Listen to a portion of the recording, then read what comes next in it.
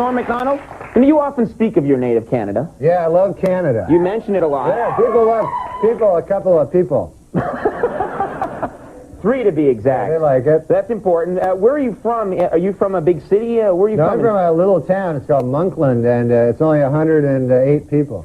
108? That's small. It's country, you know. It's really rural. And but man, I'll tell you, there's lots of funny stories from there. Well, I'm sorry we don't have time. Thank you very much for coming, Norm. It was good having you here. It was Norm Macdonald. Good night, everybody. It's farm people, you know. There are funny stories from this town. Yeah, because farm people, they all seem to be, you know, there all seems to be a funny story. I remember one time. There better be, Norm. There was a guy, man. He lived down the road. His name was John Neil Mergerison. And this guy, I went to him once. I'd been away for a couple of years, you know. I moved to the city, you know, and I came back. And I said, John Neil, how you doing? You know, I went to his what do you call, farm? And yeah, that thing, yeah. So he showed me his pigs. He had a bunch of pigs there, you know. He had a bunch of pigs, a bunch of them, and one of the pigs had a wooden leg, you know. What? Oh yeah, a wooden leg. So I thought that was odd, you know. So I says to him, I says, John Neil, that's odd. There, what's that pig? What's the story with that pig? So John Neil, he goes, oh man, Norm, he says, that's a special pig. He goes, you wouldn't believe that pig. I go, yeah, well, tell me about it. He goes, that pig, you wouldn't believe it. He says, last winter, you know, he goes, the house burned down. You know, you probably heard, the house burned down. And he says, me and the wife, we were sleeping in our bed, and he says, we never would have heard. We never would have heard. We never would have woken up. But he goes, that pig, he broke out of his pen, he ran all the way to the house, and he went up to the bedroom window, you know, and he says he starts hitting his little snout on a window, you know, and he says, me and the wife, we woke up. And we got out, man, just in time. We escaped that inferno. He didn't use the word inferno. He's just a farmer. But you threw that in there. Yeah, he said, we escaped that conflagration, you know. So I go, man, that's quite a story about the pig. He goes, oh, man, it doesn't stop there. I go, really? And he goes, yeah. And he goes, just later after that, like the following summer, me and the wife were plowing in North 40, and our little boy, only 2 years old, man, fell into the well, and all alone, you know, and we no way we could do anything. We were plowing, and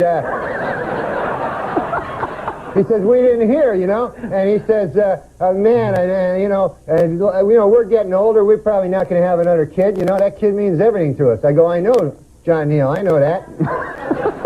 You don't have to tell me that. So I said, what happens? He goes, that's the very same pig. He says, he heard the child's wailing plaintive cry. He didn't say plaintiff, you know, he's a farmer. But he says he heard the child. He broke out of his pen. He ran all the way to the well. He looked down. There was the poor son of ours there, Billy, you know, down at the bottom of the well. He says the pig, he took his snout there. He started pulling up on a rope. And the kid got right out, you know, and man, that's great, isn't it? And I go, man, that's the greatest story I ever heard. Man, oh, what a pig. I said, what a pig that is. I said, one question though, John Neil. I said, he got a wooden leg. I don't understand that part. Pig got a wooden leg over there. John Neil goes, man, he goes, what are you crazy? He says, a great pig like that, you can't eat him all at once. You know, he says,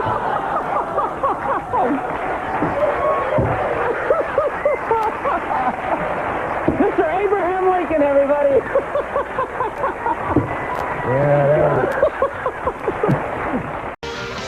Back, everybody, here with Norm Macdonald, and you know, I find out more and more about you every time you come on the program. You know, I always study up on a file and I learn more about you, and I was really surprised to learn. I didn't know this. I didn't know this, but you were a bartender. Yeah, I did a lot of jobs before I got into comedy, you know, and for a while I was slinging the hash. No. No. You idiot! That was when I was a fry cook. I was a bartender. I was slinging the drinks, you know? Sure, right. And, oh, man, that was fun. I'll tell you what was fun about being a bartender. Always a story, you know? Really? Always something funny happening down at the bar. Oh, and, that's perfect for a talk show, then. Yeah, this is a good example. One time I was working in there. Drunk guy comes in, you know? And you're not supposed to serve the drunk guys. You know, that's one of the things you learn.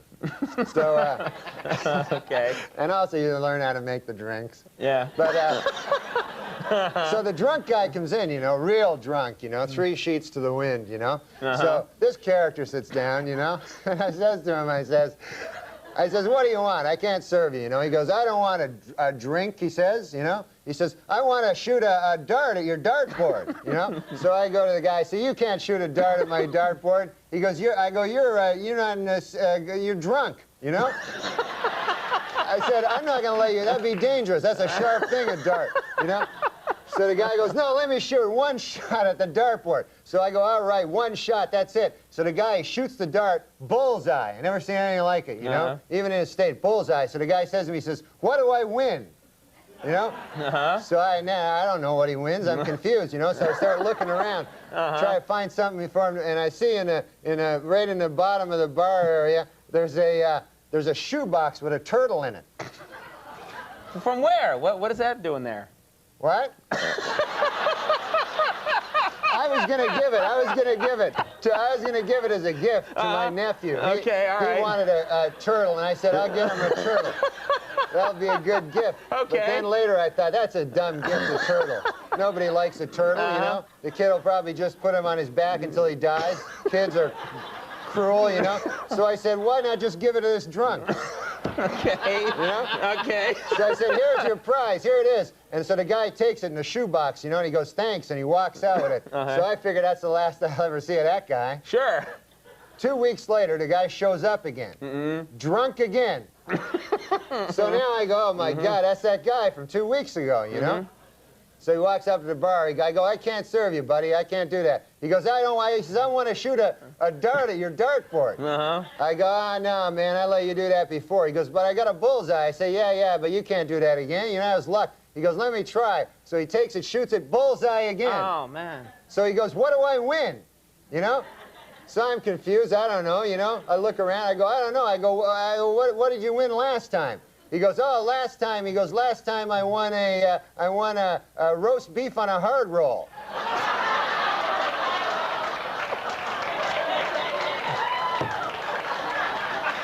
It was the turtle. We know it was the turtle. It was the turtle. We know. Oh, my God. It was the turtle. Guy must have gone out and ate it. It was crazy. Oh, he ate the turtle. I see now. It was crazy. That's the real end of the joke. It wasn't a joke. I know it really happened, right. God forbid that was a joke. Oh, I guess I've known you for, I don't know, for a little while now, and you've come on the show a bunch of times, and we've gotten, you know, and I was kind of surprised because someone told me that Norm Macdonald, has gotten kind of, you know, superstitious, and I thought, that's odd, because I don't think of you as that kind of person. I never was. I was always a doubting Thomas. I couldn't think of the name. I was always a doubting, I was going to say Fred for some reason. I was always a doubting Thomas, you know. I was always, nah, that stuff, that's not true. That's a load of stuff, you know. So, but then I had this thing, you wouldn't believe it. You know, it opened my eyes and made a believer out of me. What happened was I had a dream, and it was like the number 7 in my dream. A giant number 7. Wow. It was the most vivid dream I ever had. So I wake up from the dream, right? I'm with you. Yeah. So I wake up from the dream, from this number 7. I look over at my clock, 7 o'clock. Right? Wow. So I get up. It's not that coincidental. No, I'm just sort of going along with you. Yeah. So then I go out and I decide, hey, why don't I take a cab, you know? So I get in the cab. And it's cab number 7, I notice, when I'm in the cab. Now I'm starting to get a little freaked out, you know? And so I say, hey, take me to the track. I enjoy playing the ponies, you know what Sure, I mean? I hear what you're saying. Yeah. I like going down there, Conan. I like visiting my money. So... you crack me up. My uncle used to say that. So I go to the track, you know, and I say, okay, what do I owe you there, fella? He says, $7.77. Oh. I said, good Lord. I said, I thought it was like 40 cents. Anyways. So I go, here you go. I pay him, you know. I gave him like $8, you know. Right. So I walk through, like, I walk through gate 7, you know. Went up to ticket window number 7 there at the horse place, you know. And I look up, they have the form there, you know, the racing form shows you all the races. So I look and I see in the 7th race, there's a horse called Lucky 7, and he pays 77 to 1, you know. So I say, to hell with this. I say, I'm going to pull out all my money. I pull out all my money. I had like $700. Wow. Pull it out. I said, put this all on Lucky 7th and the 7th, you know. I go watch the race. Damn if he didn't come in 7th. That's incredible. What an amazing story.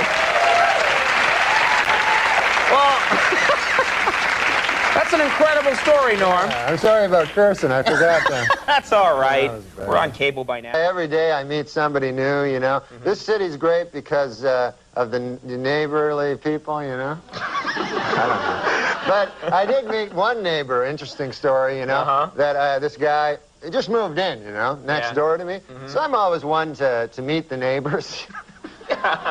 You like to chat with the neighbors, yeah, because, you know, so I went over to the guy, I knocked on the door next door to where I live, and I say to the guy, I said, hey, I'm your new neighbor, you know, and I said, good to see you, you know, nice to run into you, you know, welcome to the neighborhood, you know. And so the guy, I said, what do you do for a living there, sir, you know, if you don't mind me asking?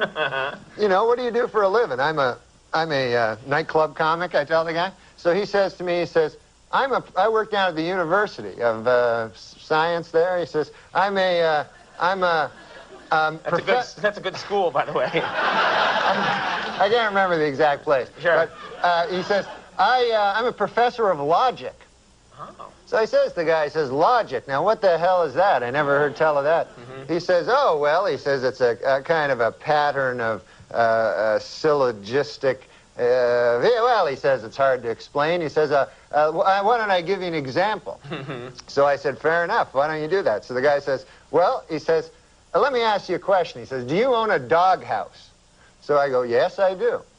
He says, well, then that means you probably have a dog. I said, yes. He says, well, that means you're likely you have a family if you have a dog. I said, yes, I do. He said, well, then that means you got kids, you're married? I said, yes, yes, I am. He says, well, then you're a heterosexual man. I said, yes, sir, I am. He says, well, you see, that's logic there. I asked if simply from finding out you had a doghouse, I made this series of inferences, and I found that you're a heterosexual man simply from the fact that you had a doghouse. Well, I said, good God, isn't that something? Okay. So I said, well, I won't waste any more of your time there, neighbor. And I said, I'll see you later. See you around. Okay. So I said, come by one day and have a chicken with me. So anyways, I left. So I left. So I go to get a bus, you know, to the bus stop. And I walk down to the bus stop, and I'm still thinking about this thing that happened to me, you know. And I'm standing at the bus, and no bus coming at all, you know, and 5 or 6 of us standing around, and one guy lights up a cigarette there, and he goes, as soon as you light up a cigarette, the bus comes. And he smokes the whole damn cigarette, no bus comes. Right. So I said to the guy, well, that theory really worked, huh? And the guy goes, well, sometimes it works. Anyways, the guy goes, what's new with you? I go, well, I had an interesting thing happen to me today. I said, I met my neighbor. And he goes, oh, yeah? I go, he had a hell of an interesting job. I said, he's a professor of logic down at the University of Science. And so the guy says, is that so? He says, professor of logic. He goes, what the hell is that, logic? I said, well, it's a series of something or other. Right. I said, I can't remember exactly, but I said, I'll give you an example if you want to hear an example. So the guy goes, all right, fair enough. So I said, let me ask you this. I said, let me ask you a question. Do you own a doghouse?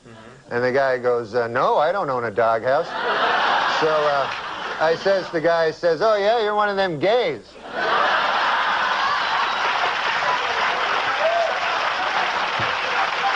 And it worked, right?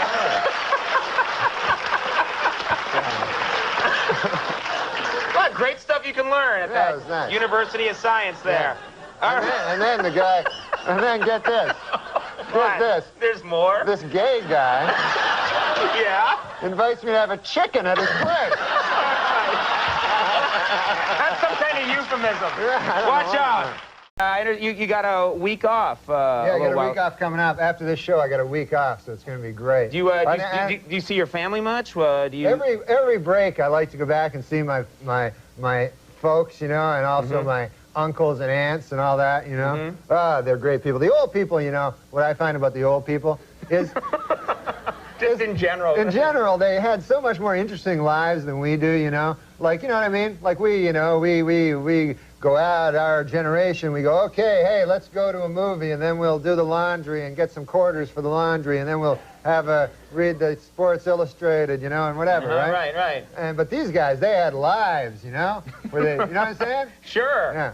So anyways, for instance, my Uncle Phil. You ever meet my Uncle Phil? I didn't meet your Uncle Phil, no. Oh, you didn't? He was... Yeah, we don't know each other that well. Remember? That's true. No, so, I've not met your Uncle Phil. He's a good man, Uncle Phil. So he was telling me, you know, he's just one of these guys that has so many lives pushed into one. He just does so many things, you know? Mm-hmm. And he was telling me, he says, he's a kind of a jack of all trades, you'd call him. Yeah.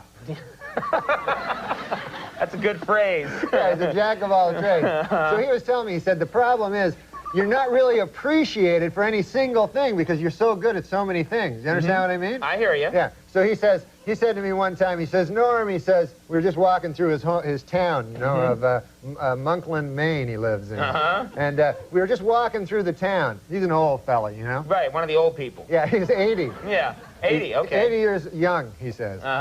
So he goes, Norm, you see that barn over there, he says to me. I look over, there's a barn. I go, yeah. He goes, I built that barn with my own hands, all by myself. But he goes, do they call me, do they say, there's Phil, the barn builder? No, sir, he says. I said, yeah. He goes, look over there, you see that weather balloon? He says, you don't know this about me, Norm. He says, I was one of the first men ever to fly in a weather balloon. Wow. He says, but do they say, hey, there goes Phil, the weather balloon pioneer? No. He says, look over there, there's a bakery that I started. You know, that dirty bastard Bob has it now, but I'm the guy that started that bakery. And I go, all right, easy. And he goes, I started that bakery and I was the best baker, but does anybody go, oh, there goes Phil, the great baker? No, he says, but he says, let me tell you something, Norm. He says, you have sex with one goat. And...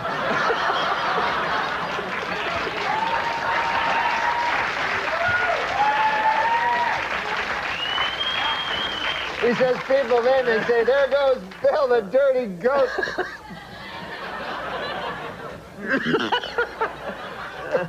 Get rid of that.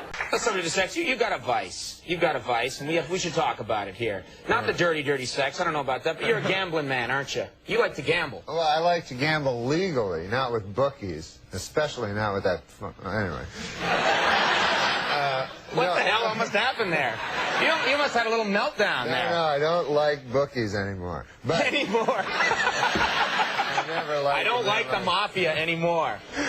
No, but the thing is, I like to go to Las Vegas and Atlantic City. That's a beautiful town, Atlantic City. Yeah. And you guys from Atlantic City? No. I just wanted to shout. Okay. So, yeah, like I went to Vegas a couple weeks ago and a funny thing happened. Hey, Andy. Hi. And a funny thing happened there in Vegas, right? I go there, you know, to gamble. I meet a couple of midgets, you know? Couple of midgets? Yeah. Little people, I call them. Well, I don't think of people as little people. Yeah, your word's better. Yeah. Go ahead anyway. You meet a couple of midgets. I know a lot of people in show business talk about the little people. Right. But I think everybody's the same. The midgets, the regular people. Okay. You know? We're all human beings. We're all human beings. That's good. You're not. That's good. You have a good attitude. Some of us are, you know, short and have weird big heads. So, anyway, these guys. That neck went out there for a second, but it's better now. These two midgets, man, they were the funniest dudes. And one of them was telling me that him and his buddy decided to get a couple of prostitutes, you know, because midgets, they can't have sex very much with the women, you know. And, so they say, we'll get a couple of prostitutes. I didn't know that, but okay. Yeah. So they say, let's get a couple of prostitutes, right? So the other midget goes, hey, man, that's great. So, what are they, Cheech and Chong? Like you're two midgets like, hey, dude. Yeah, man, that sounds heavy. Well, you know. All right. So the midgets, the one midget, they get their two prostitutes, you know, and they take them up to their room, you know, in the hotel. And so The one midget, he gets in the room with the girl. And they're in separate rooms here? Yeah, separate rooms, but they're adjoining. Right. So the one midget, he gets the prostitute, and he wants to have sex with her, but he'd been drinking a lot, so he had trouble, like, performing, you know? Yes, I know. Right. Nobody knows better than you about that. So, the one midget, he gets in with his girl, but he's too drunk to perform, and he feels real bad, right? So then, this is what the guy's telling me, the midget. He goes down, then afterwards, he says, okay, get out, you dirty whore, you know? He blames her, you know? Right, blames her, yeah. Okay. So she leaves, and then he's feeling all bad, so he listens with a glass to the next room where his buddy is with his prostitute. Right. And he hears, like, in the next room, he hears, 1, 2, ah! 1, 2, ah! 1, 2, ah! 1, 2, ah! Right. 1, 2, ah! Right. Stop doing it. Yeah. So he goes, oh, that dirty midget's having some fun sex over there, you know? So... He calls him a midget, too? Yeah. But he's a midget. All right, whatever. So he feels bad, you know? Right. And the next day, man, he meets his buddy Midget at the coffee shop. He goes, and the guy goes, hey, man, how'd it go last night? And the one guy goes, oh, man, it was horrible, you know? I was too drunk. I couldn't perform with my prostitute. He goes, but it sounds like you had a good time. And then the other guy, Midget, goes, what, are you kidding? I couldn't even get up into the bed.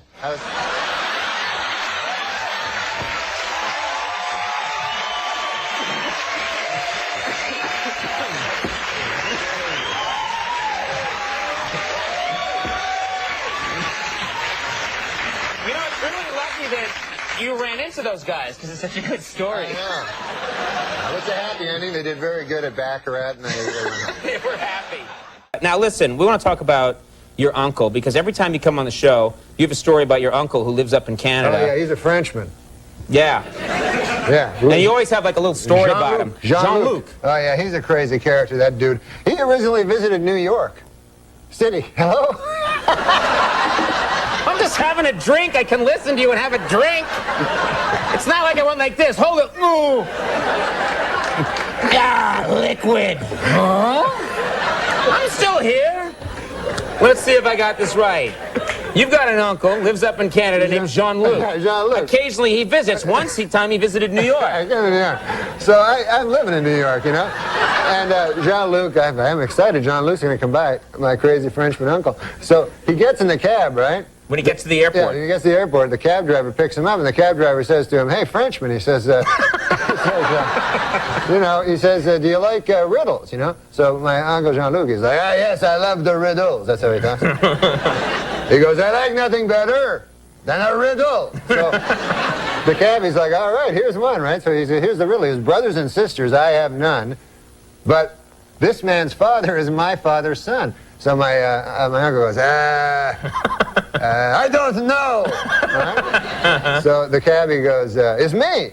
It's me. Oh, yeah, makes sense. Oh, he thinks about it. Oh, by God, he says, that's a good riddle there. He says, I have to tell my wife, Mary Claire, when I get back to Gaspé. That's where he lives, Gaspé. Right. So he's like, take me back to the airport. And the cabbie's like, what? Right? The cabbie's like, I thought you wanted to go visit Norm then. No. I go back to the airport. All right, you know, I have to tell Mary Claire. Seems odd, right? Right. Gets back on the plane, flies all the way back home there to Gaspé.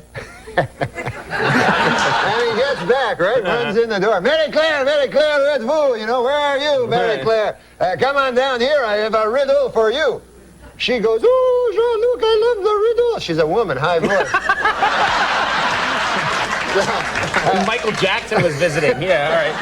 So, you're going to love this riddle. How was New York? Forget about that. I got the riddle. Brothers and sisters, I have none. But this man's father, he's my father's son. She goes, oh, I don't know. Who is it? Some cab driver back in New York.